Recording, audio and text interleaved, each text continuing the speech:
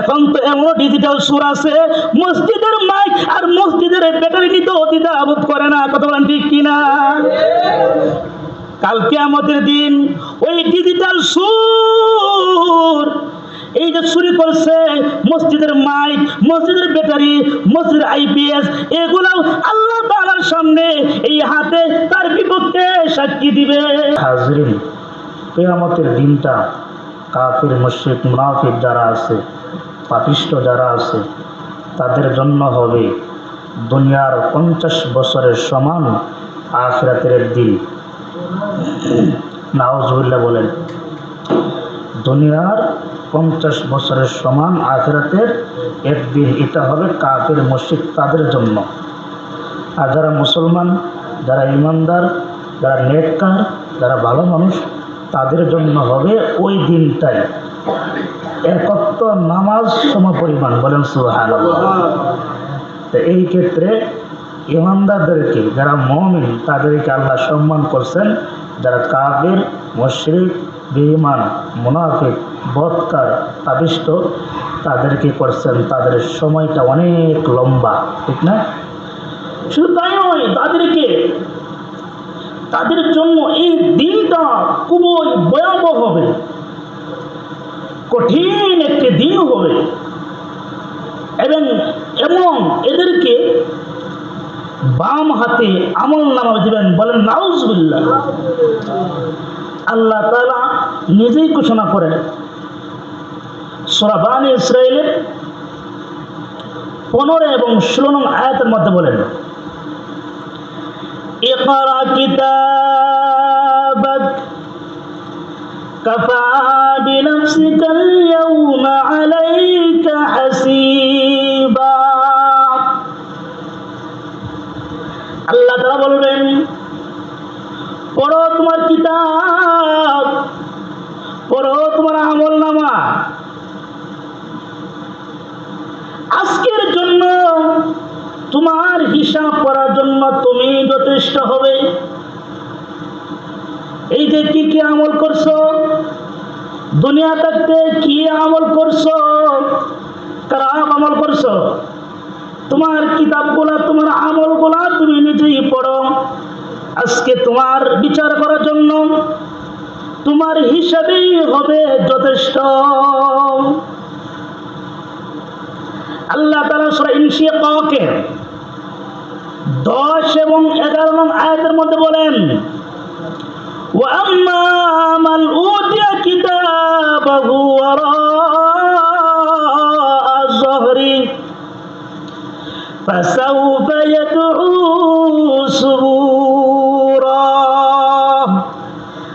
আল্লাহ তাআলা বলেন, যারা কাফির, যারা মুশরিক, যারা মুনাফিক, যারা বেঈমান, যারা পাপিষ্ঠ, যারা বদকার, আল্লাহ বলেন তাদেরকে তাদের আমলনামা দেওয়া হবে পিছন দিক দিয়া।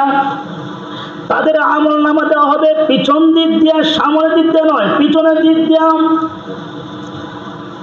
আর যখন ওইসব ব্যক্তিদের আমলনামাকে পিছনের দিক দিয়ে দেওয়া হবে, তারা আফসোস করবে, তারা এই কথা বলবে, ফাসাউফা ইয়াদউ সুবুরা, হায় কেন আমাদের মৃত্যু হয় না? তারা মৃত্যু কামনা করবে। যখন কাফিরদেরকে, মুনাফিকদেরকে, পাপিষ্ঠদেরকে যখন পিছন দিক দিয়ে আমলনামা দেওয়া হবে, তারা মৃত্যু কামনা করবে। আমি আপনাদেরকে প্রশ্ন করতে চাই, সেদিন যদি 1000 যদি মৃত্যু কামনা করে, মৃত্যু হবে নি? মৃত্যু হবে না। অর্থাৎ এর মানে হলো, যারা পাপিষ্ঠ, যারা কাফির, যারা মুনাফিক, তাদেরকে আমলনামা দেওয়া হবে এই যে পিছন দিক দিয়ে বাম পাশে, পিছন দিক দিয়ে বাম পাশে। যে পিছনের, আমাদের সামনের বাম হলো এই সাইড, আর পিছনের বাম হলো এই সাইড, ঠিক আছে না? আল্লাহ তাআলা ওই দিন কাফির, কুফার, মুনাফিক, পাপিষ্ঠদেরকে পিছনের বাম দিক দিয়ে তাদের আমলনামা দিবেন এবং তাদের এই গাটাকে এরকম ঘুরিয়ে বলবেন, পড়ো তোমার আমলনামা। তোমার আমলনামা তুমি পড়ো। এই গাটাকে এরকম ঘুরাতে পড়তে পারবেন? কি বলেন, করতে পারবেন? যদি আপনার কাঠটাকে ঘুরিয়ে দেওয়া হয়, রব এক একটা থাকবে না, সব ছিঁড়ে দেব, হ্যাঁ, সব চিরে যাবে। আল্লাহ তাআলা সেদিন এই কাফের কুফার যারা পাপিষ্ট তাদেরকে এরকম এই গাটাকে ওই দিকে ঘুরাইয়া বাম দিকে আনিয়ে বলবে, পড়ো তোমার আমল নামা, দেখো তুমি কি করছো। শুধু তাই নয়, আল্লাহ তাআলা সূরা তাহার 124 থেকে নিয়ে 126 নং আয়াতের মধ্যে বলেন, ওয়ামান আ'রাযা আন যিকরি فإن له معيشة ضنكا ونحشره يوم القيامة أعمى قال ربي لم حشرتني أعمى وقد كنت بصيرا قال كذلك آتتك آياتنا فنسيتها وكذلك اليوم تنسى। কথা বলবেন না, শেষ করতে বলেন। আল্লাহ তাআলা সেদিন যারা কাফের, যারা কুফার, যারা পাপিষ্ট তাদেরকে বলবেন, ওয়ামান আ'রাযা আন যিকরি, যারা আমার জিকির থেকে, যারা আমার স্মরণ থেকে, আমি আল্লাহকে স্মরণ থেকে যারা তাদের মুখকে ফিরিয়ে রেখেছিল, আল্লাহ বলেন তাদের অবস্থা কেমন হবে? ফাইন্না লাহু মাঈশাতান দানকা, তাদের কবরটা হবে একদম সংকীর্ণ, মানে ছোট। ওয়া নাহশুরুহু ইয়াওমাল কিয়ামাতি আ'মা, আল্লাহ বলেন সেদিন ওই ব্যক্তিদেরকে আমি অন্ধ বানিয়ে দিব। বলেন নাউযুবিল্লাহ।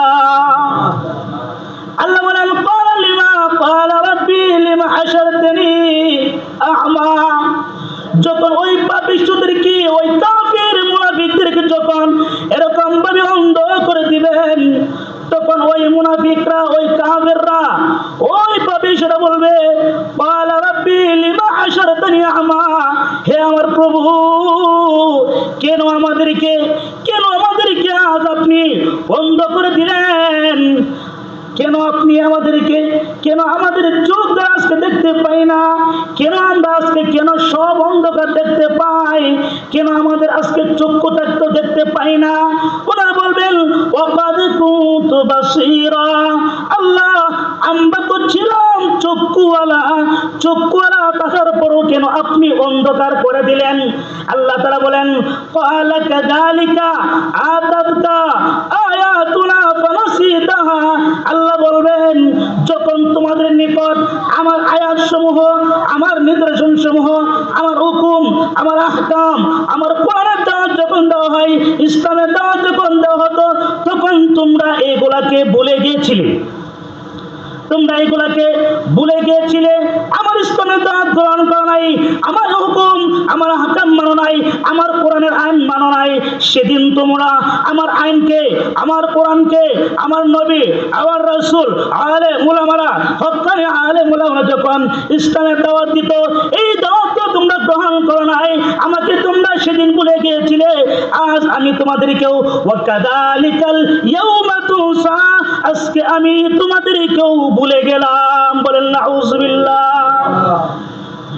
কোরআনের হুকুম আহকাম না মানার কারণে, আল্লাহর আইন না মানার কারণে, যারা কোরআনের আইন থেকে যারা এরকম মুখ ফিরিয়ে নিবে, কোরআনের আইন থেকে যারা দূরে সরে থাকবে, আল্লাহ তাআলাও তাদেরকে কাল কিয়ামতের দিন এরকম ভুলে যাবে। শুধু তাই নয়, শুনেন কি ভয়াবহ পরিস্থিতি হবে, এটা চিন্তা করেন। যদি সেদিন আমরাও যদি শহীদের অন্তর্ভুক্ত হয়ে যাই, সেদিন যদি আপনিও শহীদের অন্তর্ভুক্ত হয়ে যান, অবস্থা কেমন হবে একটু চিন্তা করেন। শুধুমাত্র অন্ধ করে দিবেন এটা বললাম, আমলনামা পিছনের দিক দিয়া দিবে বাম পাশে, এটা বললাম একটা বাম পাশে আমলনামা। 2 নম্বর কি বললাম? অন্ধ করে দিবেন। আল্লাহ তাআলা সেদিন ভুলে যাবেন। 3 নম্বর 4 নম্বর শুনেন কি করবেন। হযরত আনাস রাদিয়াল্লাহু তাআলা আনহু বলেন, একদিন এক ব্যক্তি নবী করিম সাল্লাল্লাহু আলাইহি ওয়াসাল্লামকে জিজ্ঞাসা করলেন, ইয়া রাসূলুল্লাহ, আল্লাহ তাআলা কাল কিয়ামতের দিন কিভাবে মানুষকে মুখ দ্বারা হাঁটিয়ে একত্রিত করবেন? যারা কাফির কুফার পাপিষ্ঠ তাদেরকে আল্লাহ তাআলা মুখ দ্বারা হাঁটাইবেন। কি দ্বারা হাঁটাইবেন? আপনি হাঁটতে পারবেন মুখ দ্বারা?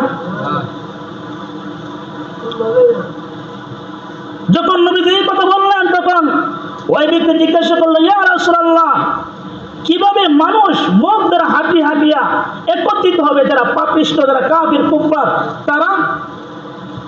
নবী করিম সাল্লাল্লাহু আলাইহি ওয়াসাল্লাম জবাব দিলেন, শোনো, যে আল্লাহ দুনিয়াতে 2 পা দ্বারা মানুষকে চলাইতে পারছে, সেই আল্লাহ কাল কিয়ামতের দিন কাফির কুফার যারা বেঈমান পাপিষ্ঠদেরকে আল্লাহ তাআলা মুখ দ্বারা হাঁটিয়ে একত্রিত করতে এই ক্ষমতা আল্লাহ তাআলা রাখেন কি রাখেন না? এই প্রশ্নের জবাব আগে দাও। বলেন, আল্লাহ তাআলা পারেন কি পারেন না? আল্লাহ এই ক্ষমতা আছে না নাই? সন্দেহ আছে?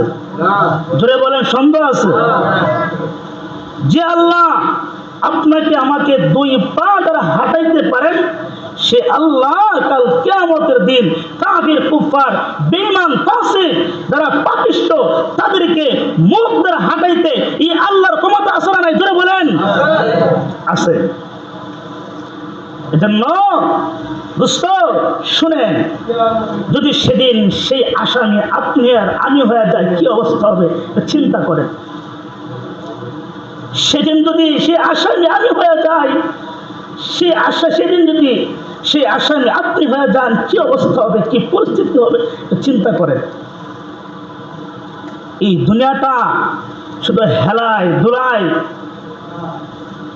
আনন্দ ফুর্তিতে সময়টাকে কাটিয়ে দিলেন। চিন্তা করেন আখিরাতের জন্য আপনি কি করছেন?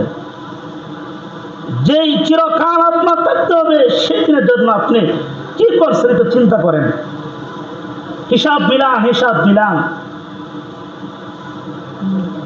এজন্য আমাদের ভিতরে এখনো আল্লাহ তাআলার বিচার ব্যবস্থাগুলো আমি বলে গেলাম, আপনি শুধু শুনলেন, এক কান দিয়ে শুনলেন, আরেক কান দিয়ে বের করলেন। এই বের করলে হবে না, ভিতরে ঢোকাতে হবে, ভিতরে প্রবেশ করাতে হবে। হুজুরা কি বলছে এটা ভিতরে প্রবেশ করাতে হবে। আপনার বিবি বাচ্চাকে এই নসিহতটা করতে হবে যে আজকে এই বয়ান শুনছি, নামাজ পড়ো, দরকার পড়লে আপনার বিবির পায়ে আপনি ধরবেন। আপনার ছেলে মেয়ে নামাজ পড়ে না, আপনার ছেলে মেয়ের পায়ে আপনি ধরবেন।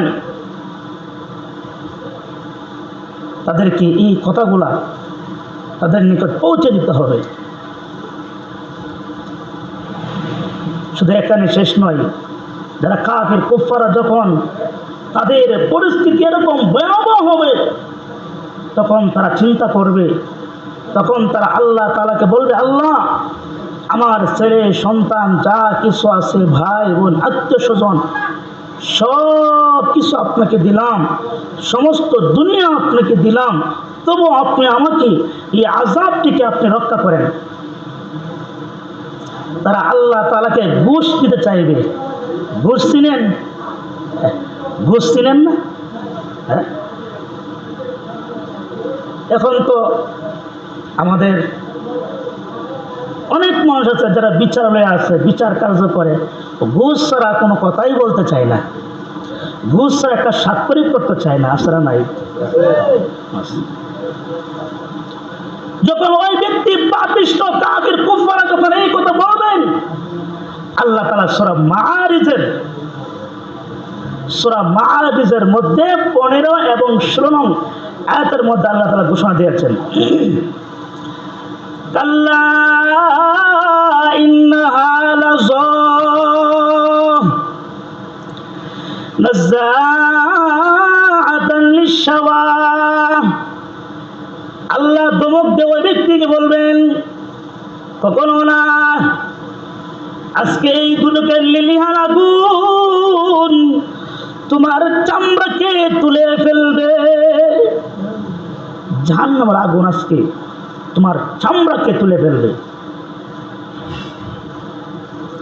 সেদিন আর কোনো আল্লাহ যখন ধরবেন কোনো কাজ হবে না।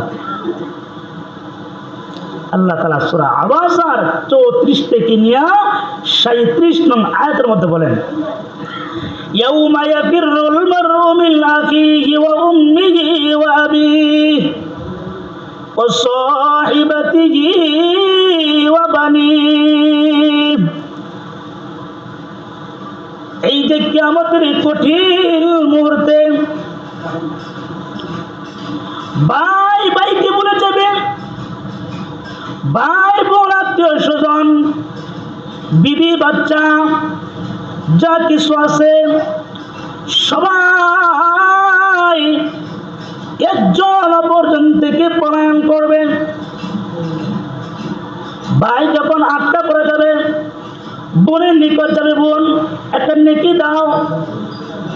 বলবো দুনিয়াতে আমি যাই নাই, আমার কোনো ভাই ছিল না। মার কাছে যাবে, মা বলবে আরে দুনিয়াতে আমি ছিলাম না, দুনিয়াতে আমি যাই নাই, আমার কোনো ছেলে সন্তান নাই। এরকম ভাবে নিজের পুত্র, নিজের মেয়ে, নিজের বাবা, আত্মীয় স্বজন সবাই একে অপরকে অস্বীকার করবে। সেদিন একে অপরকে সবাই অস্বীকার করবে, সবাই সবাই থেকে পলায়ন করবে। যারা কাফির কুফার দেখেন তারা কি বলবে শুনেন। সূরা হিজরের 2 নং আয়াতের মধ্যে আল্লাহ তাআলা বলেন, রুবামা ইউতুল্লাযীনা কাফারু লাউ কানু মুসলিমিন। যারা কাফির কুফার তারা বলবে হায় কতই না ভালো হতো যদি মুসলমান হয়ে যাইতাম। সেদিন বলবে, কি বলবে? সেদিন বলবে। দেখবেন অনেক হিন্দু, যারা খ্রিস্টান আছে, অনেকেই আমাদের সাথে অনেকে কথা বলে, তো তাদের এমন একটা অবস্থা হয় যে হুজুর জানে ইসলাম ধর্ম সঠিক, কিন্তু আমাদের যে বাপ দাদা যে ধর্মগুলো এগুলো ছাড়তে পারি না, কি পারি না। দেখবেন অনেক হিন্দুরা মুসলমান হচ্ছে কি হচ্ছে না? হচ্ছে। অনেক হিন্দুরা ইসলামকে বোঝার কারণে, ইসলাম ধর্মই সঠিক এটা বোঝার কারণে তার বাপ মা ধন সম্পদ সব কিছু ফেলে দিয়ে নিঃস্ব হয়ে ইমানদার মুসলমান হয়ে যায়, কালেমা পড়ে। হয় কি হয় না? হয়। কিন্তু এটা সবাই সাহস করতে পারে না, এটা সবাই সাহস করতে পারে না। আল্লাহ তাআলা যাদেরকে হেদায়েত দিয়েছেন তারা এটা পারে। বলেন হেদায়েতের মালিক কে? জোরে বলেন কে? আল্লাহ। এই হিন্দু খ্রিস্টান কাফির কুফাররা সেদিন বলবে হাই কেন আমরা মুসলমান হলাম না, ইমানদার কেন হলাম না? এই যে বাজারের মধ্যে সবাইকে নামাজ পড়ে, কিন্তু ইদানিং দেখতে পাচ্ছি আমার কয়েকজন যুবক ভাই এরকম কয়েকজন মুসলিম নামাজ পড়ে, বলেন আলহামদুলিল্লাহ। আমি মনে করি এটা আমারই কমতি। আমি যাদের নিকট গিয়েছি, যাদেরকে বুঝাইছি, সবাই নামাজে চলে আসছে, বলেন আলহামদুলিল্লাহ। নাম বলবো না, নাম বলতে কিরকম হয়ে যায় নাম বলবো না, আমারটা আমি জানি যে কারা কারা নামাজে আসে। যে যুবকেরা, যে ভাইয়েরা 5 ওয়াক্তের মধ্যে 1 ওয়াক্ত নামাজ পড়তো না, কিন্তু আলহামদুলিল্লাহ এখন ফজর ওয়াক্ত আসে, বলেন আলহামদুলিল্লাহ। আমি চাই আমার এই বাজারে যত মুসল্লি আছে, দোকানদার, ব্যবসায়ী, কাস্টমার সবাই নামাজ পড়ুক 5 ওয়াক্ত। আমি চাই ফজরের জামাতের মধ্যে এই মসজিদ পড়ুক, এটা আমার ইচ্ছা, এটা আমার আকাঙ্ক্ষা। আমরা যদি সবাই মিলিয়া এই নামাজের দাওয়াত পৌঁছাই, ইনশাআল্লাহ এই কাজটা হয়ে যাবে, ইনশাআল্লাহ সবাই পৌঁছাবো তো ইনশাআল্লাহ। কারণ এই যে কাল কিয়ামতের এই ভয়াবহ দেখিয়া তারাও বলবে হায় আমার সাথী ভাইয়েরা নামাজ পড়তো, আমি কেন পড়লাম না? তারাও এটা আফসোস করবে, আমার সাথী ভাইয়েরা আমল করতো, আমি কেন করলাম না? এই বলিয়া তারাও আফসোস করবে। এজন্য আমার ভাইকে এরকম আফসোস থেকে বাঁচানোর দরকার আছে না নাই? আছে। কাল কিয়ামতের দিন আপনার আমার বিপক্ষে 4 জন রাজ সাক্ষী হবে। কয়জন? জোরে বলেন কয়জন? সবাই বলেন কয়জন? মন থাকবে তো নাকি? এটা মন থাকবে? 4 জন রাজ সাক্ষী হবে আপনার আমার বিপক্ষে, মন থাকবে তো ইনশাআল্লাহ? একটু কথাবার্তা বললেন। 4 জন রাজ সাক্ষী হবে আপনার আমার বিপক্ষে। নাম্বার 1 কিরামান কাতিবিন। কিরামান কাতিবিন। আল্লাহ তাআলা সূরা ইনফিতার 11 এবং 12 নং আয়াতের মধ্যে বলেন, কিরামান কাতিবিন ইয়ালামুনা মা তাফআলুন। আল্লাহ তাআলা প্রতিটি মানুষের সাথে 2 জন ফেরেশতা রাখছেন। এই ধারে একজন, এই ধারে একজন, ডান পাশে একজন, বাম পাশে একজন। তাদেরকে বলা হয় কিরামান কাতিবিন। এই কিরামান কাতিবিন ফেরেশতা যারা আছে, আপনি কি আমল করেন, কি করেন, ভালো আমল করেন নাকি খারাপ আমল করেন, ওই 2 ফেরেশতা সারাদিন আপনার আমলগুলোকে লিখে রাখেন। 2 নাম্বার আপনার আমল নামা। আল্লাহ তাআলা সূরা তাকবীরের 10 নং আয়াতের মধ্যে বলেন, ওয়া ইযাস সুহুফু নুশিরাত। সেদিন সবার আমলনামা, সবার আমলনামা খুলে দেওয়া হবে। যখন আমলনামা প্রকাশ করা হবে, আমলনামা যখন খুলে দেওয়া হবে, যখন আপনি পড়বেন দেখবেন এর মধ্যে আমি সুদ খাইছিলাম, ঘুষ খাইছিলাম, অমুক ব্যক্তিকে গালি দিয়েছিলাম, অত্যাচার করেছিলাম, জুলুম করেছিলাম, ঠকাইছিলাম, ওজনের মধ্যে কম দিয়েছিলাম, এরকম ভাবে আপনি যত ধরনের গুনাহ করছেন সবগুলো কাল কিয়ামতের দিন আপনার আমলনামা আল্লাহ তাআলা এরকম ভাবে প্রকাশ করে দিবেন। সবগুলো প্রকাশ করে দিবেন। আল্লাহ সেদিন বলবেন, হে আমার বান্দা বলো, আজকে কি আমি তোমার উপরে কোনো জুলুম করছি কিনা বলো। আল্লাহ যখন এই কথা বলবেন, বান্দা বলবেন, আল্লাহ না না না, আপনি আমার উপর কোনো জুলুম করেন নাই। আমি যা করেছি সবগুলোই তো এখন আমি দেখতে পাইতেছি, সবগুলো আমি দেখতে পাইতেছি। আমি কোন জায়গায় কি করছি না করছি, জুলুম অত্যাচার করছি, মানুষের গালি দিয়েছি, অন্যায় অবিচার হবে, চুরি করছি, জারি করছি, সব কিছু লেখা আছে। কি আছে? লেখা আছে। 3 নম্বর রাজ সাক্ষী হলো জমিন। 3 নম্বর রাজ সাক্ষী কি? জমিন। আল্লাহ তাআলা সূরা জিলজালের 4 নং আয়াতের মধ্যে বলেন, ইয়াউমাইযিন তুহাদ্দিসু আখবারাহা।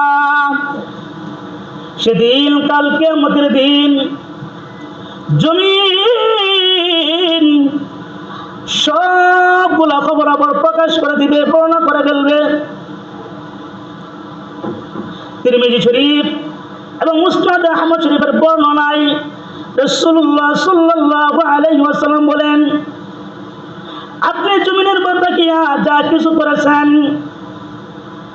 সবগুলা ভিডিও হচ্ছে। আপনার দোকানের নিরাপত্তার জন্য, বাজারকে নিরাপত্তা দেওয়ার জন্য সিসি ক্যামেরা লাগানো হয় কি হয় না? হয়। আল্লাহ তাআলা এই যে আপনি কি করছেন না করছেন সবগুলো আল্লাহ তাআলার ক্যামেরা দ্বারা ভিডিও করতেছেন। ওই যে জমিনের উপরে যারা কি কি করছেন, কোন সিপাহীরা কি করছেন না করছেন সবগুলো ভিডিও হচ্ছে। প্রাইভেট রুমানিয়া আপনি কি করছেন কোন মহিলার সাথে, এটা আল্লাহ তাআলা তার ভিডিও আকারে আপনার নিকট প্রকাশ করবে। ওই যে কাদের কথা বলিয়া ফুকুর বাড়ি নিয়া মহিলাকে গর্ভবতী করছেন, এটাও আল্লাহ তাআলা কাল কিয়ামতের দিন ভিডিও আকারে প্রকাশ করে দিবেন। কি করছেন জমিনের দ্বারা, কি করছেন কি না করছেন সবগুলো আল্লাহ তাআলা ভিডিও আকারে আপনার সামনে এগুলা প্রকাশ করে দিবেন। পালানোর সুযোগ থাকবে? বলেন কোনটা অস্বীকার করবেন? বলতেছেন আমি তো একটা গোপন একটা কাজ করে ফেললাম, দুনিয়ার মানুষ কেউ দেখলো না, দেখলেন কে? জোরে বলেন, দেখছেন কে? আল্লাহ। আল্লাহ তার সবকে দেখতেছেন এবং ভিডিও করতেছেন, যাতে করে অস্বীকার না করতে পারেন, অস্বীকার না করতে পারেন। সবগুলো আল্লাহ তাআলা ভিডিও করতেছে।